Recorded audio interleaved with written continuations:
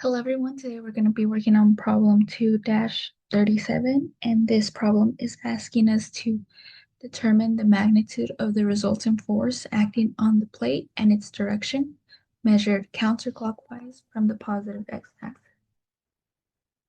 So the first thing that I like doing is I like taking these forces that were given to us right here. So I like taking these three forces and I like finding their horizontal and vertical um, components. So that's the first thing that I like doing. So number one in the first step, we're going to find the horizontal component.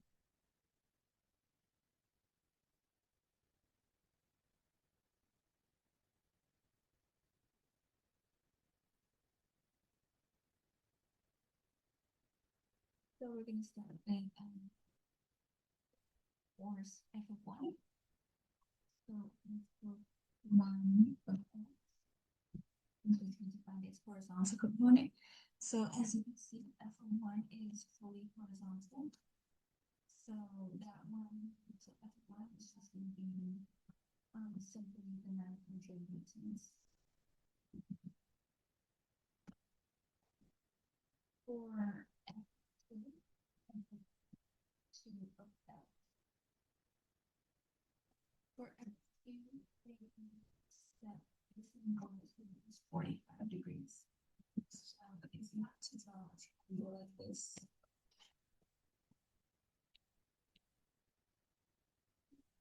and it corresponds to this angle. We are trying to find this side of the triangle, and we are given this side of the triangle. So we're trying to find the adjacent side of the triangle with correspondence to this angle. So this is the adjacent side, and this is the hypotenuse. So we're trying to find adjacent. We're given hypotenuse. So that means we could use cosine since cosine is opposite adjacent over hypotenuse. I'm sorry. So because of that, we're gonna write the 750 newtons times cosine of 45 degrees. And then we're going to input that into our calculator. And you want to make sure that your calculator is in degrees and not in radians.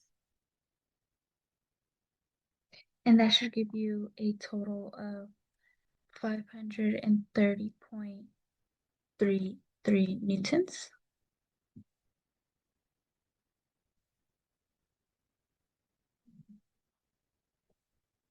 So sorry. And now we're going to do F of 3. X. So for F of 3, they gave us that this is a 3, 4, 5 triangle. And again, we're trying to find the horizontal component. So that's why we're going to use the side of 4. And we are given the side of 5. So what we're going to do is we're going to do 650 newtons times 4 over 5.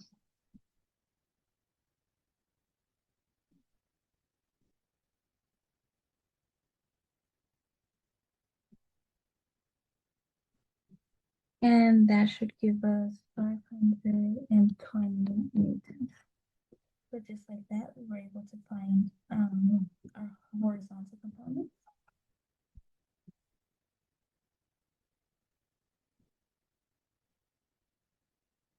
So now we're going to try to find our vertical components of each vector for each force.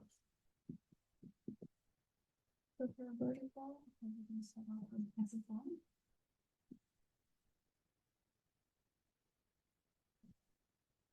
And for F of 1, like I mentioned earlier, it was already completely horizontal. So since it's completely horizontal, there is no vertical component. So F of 1 is for the vertical component is just going to be 0. So sorry, it is supposed to be one since we're trying to find sorry component from horizontal. So F of 2 or 1. So earlier on for this force we used cosine since we were trying to find the adjacent side to with corresponding to this angle. But this time we're trying to find the vertical side of it since we're trying to find the vertical component of it. So with correspondence to this angle, we are trying to find the opposite side of that angle, and we have a hypotenuse. So that means we could use sine, since sine is the opposite of our hypotenuse. So we're going to do 750 newtons. And this time, instead of cosine, we're going to be using sine of 45 degrees. We're going to input that into our calculator. And that should give us a total of 530.33 newtons. And then we're going to do f of 3 of y. And for this one, they give us the 3, 4, 5 triangle. So that means that this time we're going to be using the side of 3 since we're trying to find vertical components. So we're going to do 650 newtons times 3 over 5 this time. And that should give us 390 newtons. Okay, now that we found the vertical and horizontal components, we are now going to find the sine or direction for each of these components. So going back to our horizontal components, this 900 pounds, we gotta, since it's horizontal, we have to figure out if the force is acting to the right or to the left. So if we go back to the figure here, we have 900 pounds, and we could see simply that this force is acting to the right. So this is 900 newtons going to the right. Now for F of 2, we could see how this is slanted towards the right. So that means that this force is going to the right. So this, I'm so sorry. I don't know what happened to the 0. It's 530.33. But the 530.33 newtons is also acting to the right.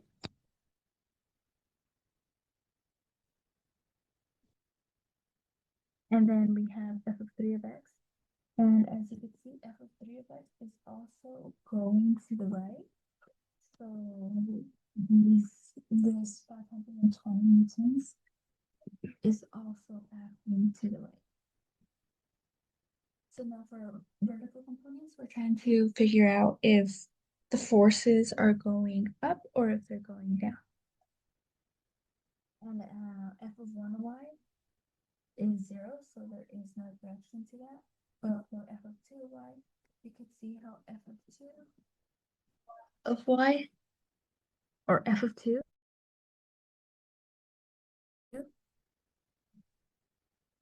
which is why the 530.33 newtons is going to be going up. And then for f of 3, we could see how that's going downward instead of like how f of 2 was going, which is why the 390 newtons are going to be going down. So now that we found the horizontal and vertical components of each vector, what we're going to do is we're going to find the net horizontal and vertical. So what I like doing is we're going to start off with the horizontal components, and we're going to assume that going to the right is positive. So going to the right is positive. So f of r of x is equal to. So if we assume that right is positive, anything going left would be negative. So we have 900 newtons going to the right. So since we're going to the right, we're positive, so 900 newtons. Then we have 530.33 newtons going to the right again, so positive, so plus 530.33 newtons. And then we have 520 newtons going to the right again, so that's plus 520 newtons.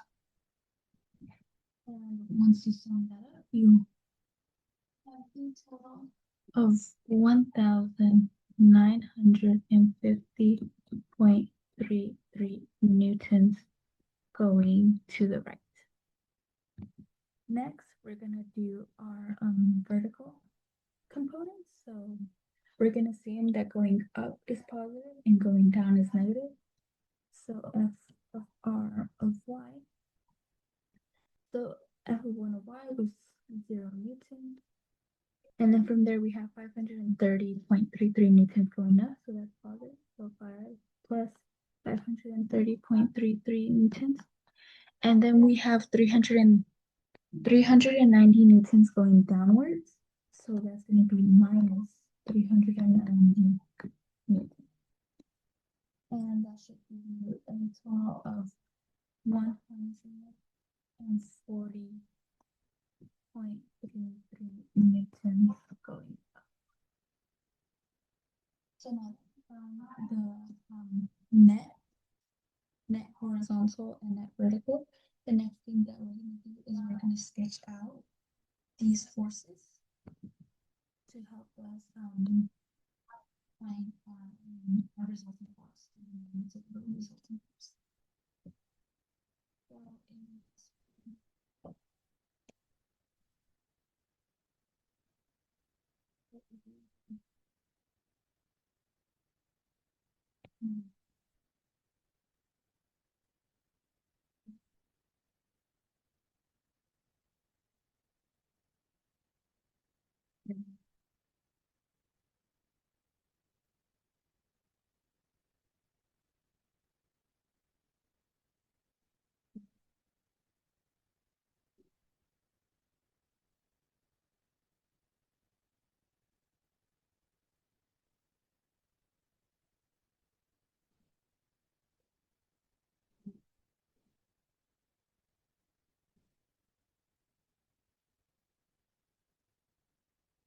and then from there we have 140.33 newtons going upwards on the vertical axis.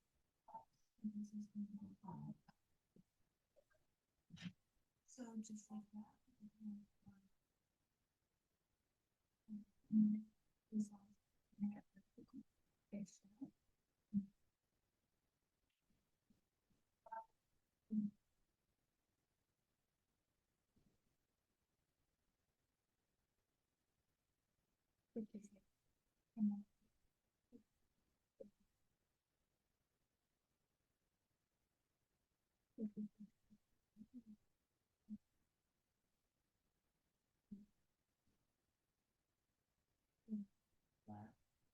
The one.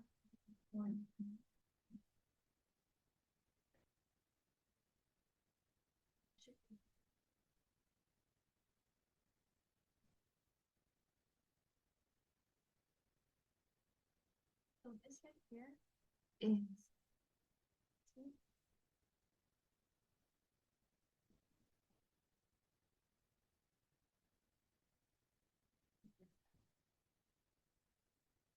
this is the man.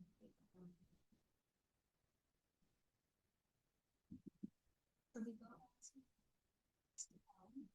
is this to determine magnitude of the resulting force acting on the plate. So we already know that, but it's also asking us to find its direction measured counterclockwise from the positive x-axis. So now we have to find the direction that is going.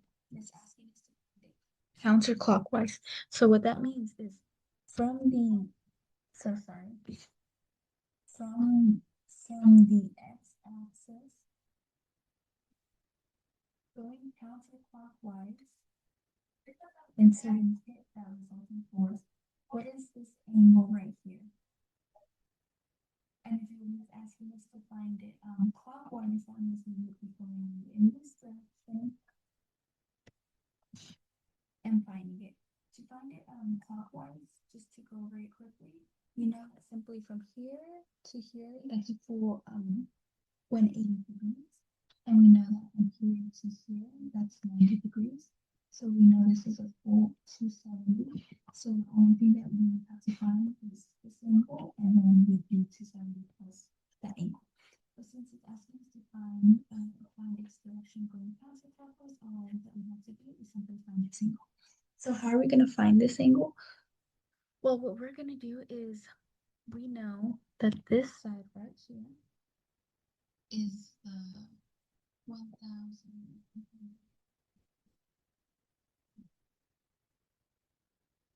right?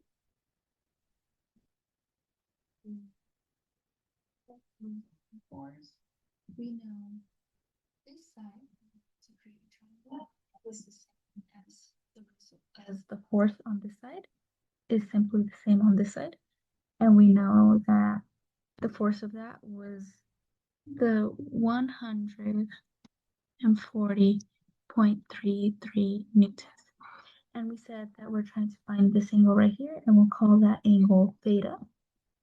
So with correspondence to theta, we are given the opposite side of the angle, and we're given the adjacent side of that angle. So we know that tangent is opposite over adjacent, so we could use tangent to find the value. So what we could do is write out tangent theta is equal to opposite, so opposite would be 180.33 newtons over adjacent, and we know the adjacent side is 1,180.33 newtons. So now we're going to try to solve for theta. So theta is equal to the tangent inverse of 140.33 newtons over 1,150.33 newtons. And we plug that into our calculator. Make sure the calculator is in degrees and not in radians. And that should give you a total of 4.14 degrees. So we want to round that should just be 4.11 degrees going counterclockwise from your positive essence. And just like that, we were able to find the second part of the problem, where it was asking us to find the direction of the resultant force. So just to quickly sum things out, it was asking us to determine the magnitude of the resultant force, which was we found it right here, which was the 1,955 newton. And then it was asking us to find the direction, measure the counterclockwise from the positive axis, which ended up being the 4.11 degrees going counterclockwise from the x-axis.